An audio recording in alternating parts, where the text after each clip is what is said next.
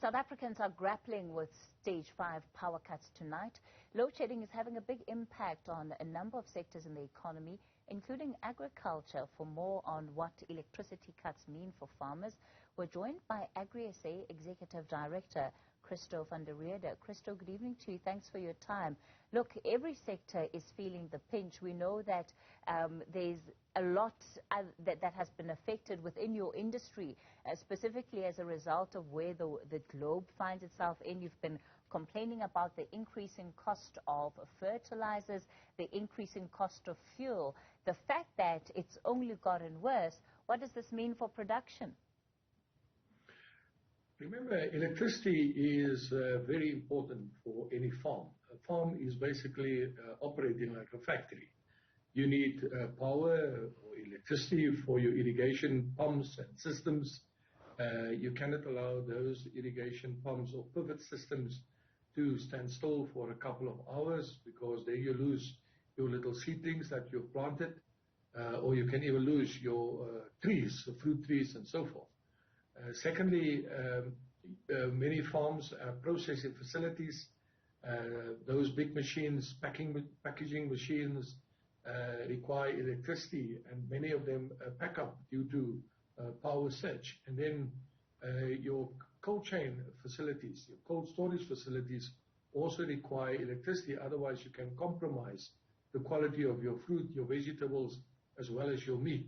So yes, we have experienced quite a difficult period with load shedding level 6, and that's why we have now asked government really to start intervening, because what has happened is unacceptable. You're really pressed on all sides here, and of course many South Africans would be interested in what the short to medium term impact of that will be. I think farmers are considering planting less hectares because of the cost that is, the money that is needed to plant a huge number of hectares. Obviously, with these electricity cuts, with the rising cost in inputs such as herbicides as well as fertilizers, those are real considerations by farmers. And obviously it will eventually lead to shortages on the market. And a basic economic principle applies when there's a shortage of a particular product, the price immediately starts to increase.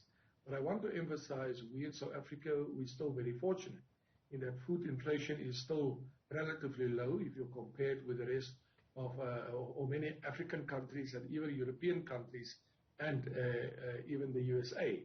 And that's why I say let's try our utmost best to protect food security in South Africa, and let us curb these sporadic outbursts of strikes and violence, which then negatively impacts the delivery of power to South Africa's economy.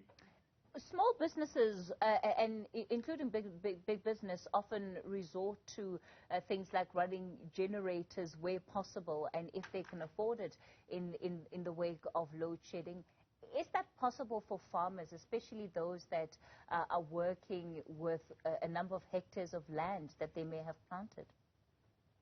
Indeed, many farmers have resorted to solar power. Many of them have bought generators.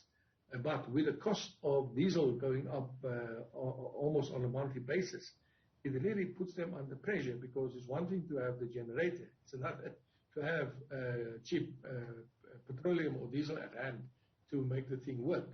The other big challenge, obviously, is solar power is ineffective, especially when the weather is overcast or if it's a rainy day. Then it serves really no purpose. So yes, many farmers are looking at alternatives, but it costs a lot of money, and you can only take it to a certain point. Then after that, it becomes very, very expensive, or it actually, if you don't have enough money to buy these things, the top range, then it also serves no purpose, because you need a huge amount of electricity to drive a packaging plant or drive a pivot system or to make sure that your cold storage facility is running effectively. All right. So, Christo, what kind of interventions would you want to see from government here? First and foremost, government needs to take care of our power plants because I think to a very large extent these power plants are regarded as very important facilities. If our power plants are sabotaged in any way, it can lead to an entire implosion of the electricity system in South Africa. And that poses a massive national security problem for South Africa. Remember, power plants are national key points, and it must be treated as such. You cannot have a situation where people go on a rampage or sabotage the plants. I think we need to restore law and order, and that's absolutely critical. Secondly, yes, people have the right to voice their dissatisfaction, to protest, but they need to do it within the framework of the law. And then thirdly, I think Eskom has requested the Department of Minerals and Energy to allow them to get additional capacity for Eskom. That has not been granted as yet. And it is now a real problem for Eskom because they need to bring more independent power producers on board, and the framework that should allow for that must be approved by the Department of Minerals and Energy. Why they're dragging their feet boggles the mind at this point in time. All right. SA Executive Director, this is AgriSA rather, Executive Director Christo van der Rheede. Let's leave it there for tonight.